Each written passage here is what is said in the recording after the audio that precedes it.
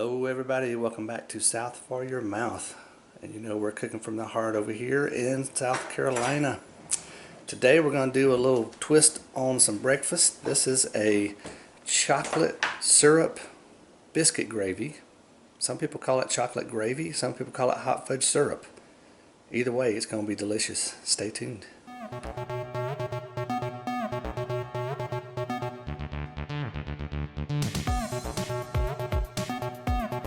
Alright, these are the items you will need.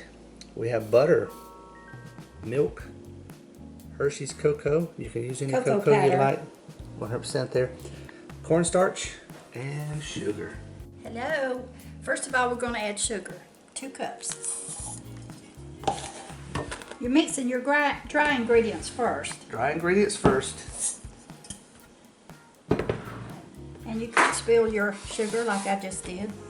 Well, that's alright. And then 3 tablespoons of cocoa powder. You can get any brand. You don't want it too heaping, but you do not want it real flat either. 1, 2, 3. And then we're going to put 1 tablespoon of cornstarch. This is just to help it thicken quicker. And I'm going to take a wire whisk and blend this together well. That helps mix it together and get little lumps out. I have not turned this little eye on yet. I'm just mixing. See how the lumps are disappearing?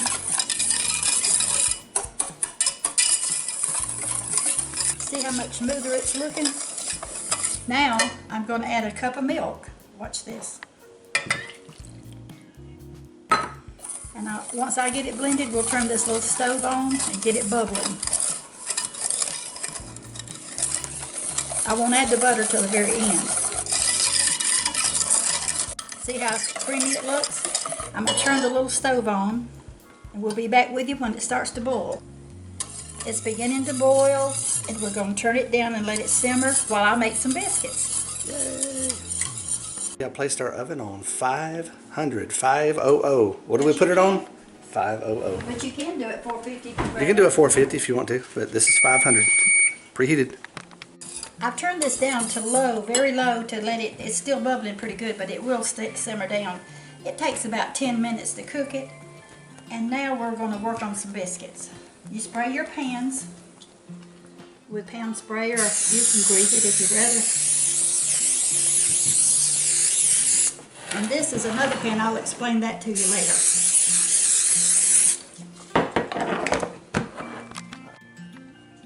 I put 3 cups of self-rising flour, and this is a cup of Crisco shortening, and I'm going to use 3/4 of it.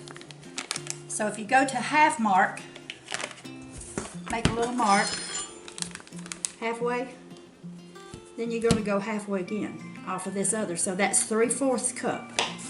We're going to save that little bit and the rest goes in here. 3/4 cup of Crisco. Now you can use a pastry blender, you can use a fork. I'm just going to use my hands to mix it. You want to get it the texture of cornmeal.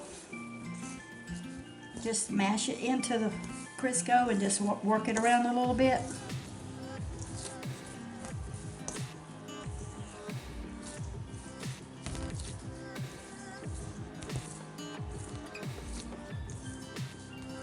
I usually do 2 cups of flour, but since we've got several to eat, I'm doing 3 cups of flour. Self-rising flour. See, I have it crumbly, just like crumbled.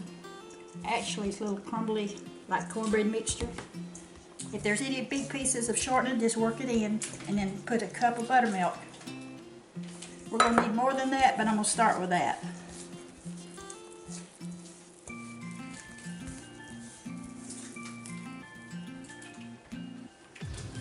I'm going to put another half cup of buttermilk.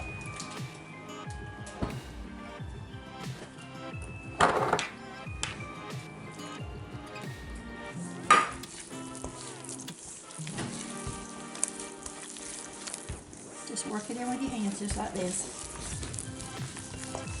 I put a little water in here just to rinse out my buttermilk because I need a little more liquid. You can always add water and buttermilk together. Put a little water at the end if you need it. Just work it till it's smooth. Many people say they can't make biscuits, but you can. It's not that hard if you get the right recipe. Okay, that's got it. And just clean your hands off. I did wash and sanitize my hands, by the way. Our biscuit batter is together. I'm going to sprinkle a little bit of self-rising flour on the countertop.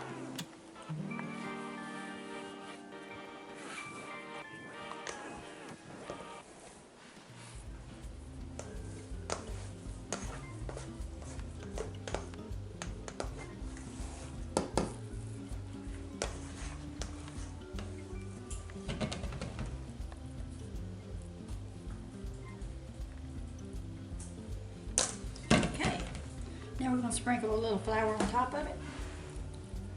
And just sort of roll it around to coat it in that flour.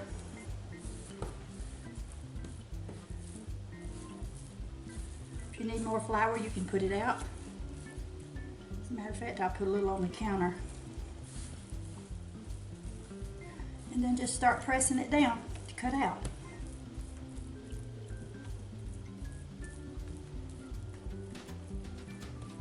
We're going to make a few just regular size biscuits.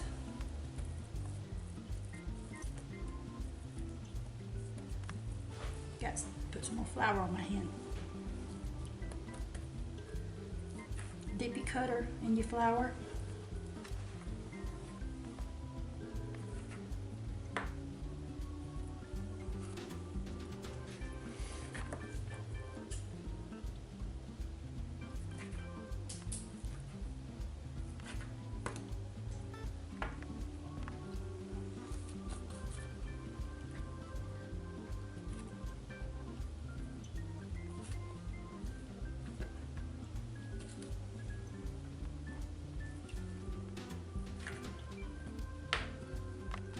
Now my grandchildren love little baby biscuits, so I do a good many just baby biscuits because they love to have those little biscuits. And by the way, this is great for a party. You can do little biscuits like this and fill it full of sausage or chicken or something that you want to serve at a party. Hors d'oeuvres. Hors d'oeuvres.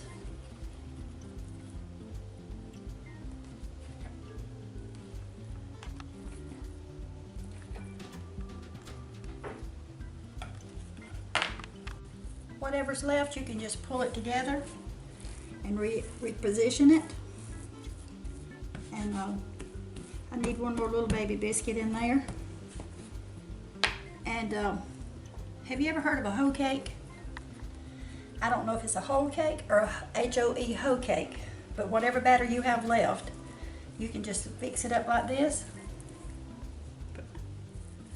and put it in a pan by itself. And just make a great big biscuit for the family. So good with molasses and syrup. Molasses and butter, jelly, whatever, gravy. My granddaughter melted me some butter. I'm just topping it. Then we're gonna put it in the oven to bake.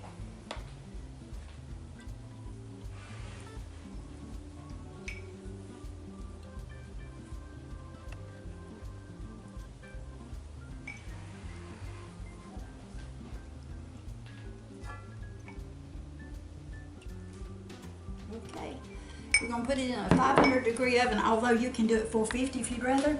Whatever your oven is, I don't know how your oven cooks, but it'll be ready soon.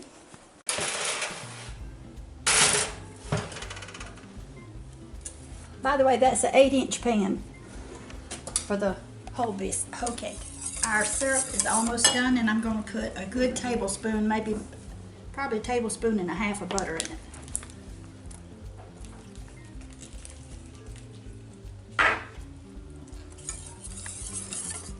That just makes it good.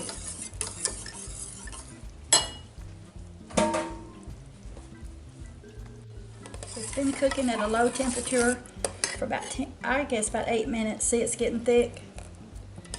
I've just got it cut real low until the biscuits come out. See there how smooth? Nice. This is the hoe cake. Hoe cake and biscuits. They're ready.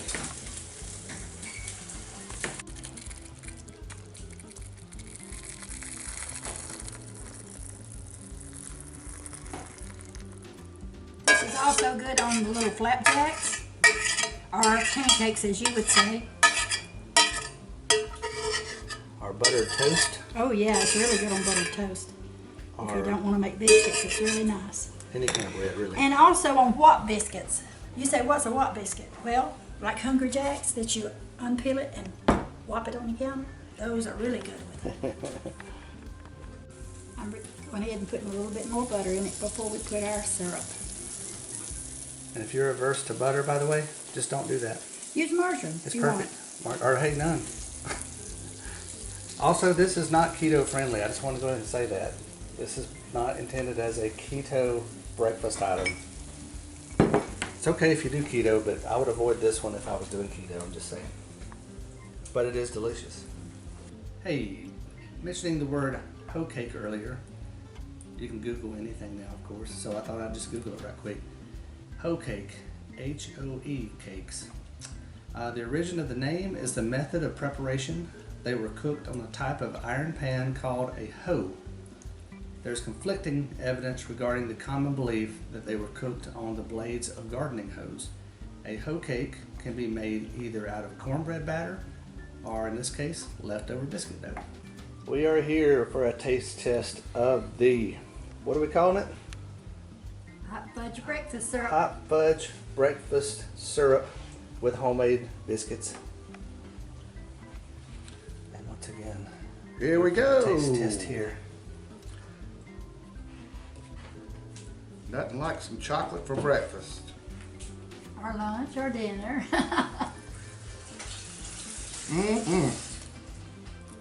Like the sweetness. Doesn't take much. Very well done. I would need seconds.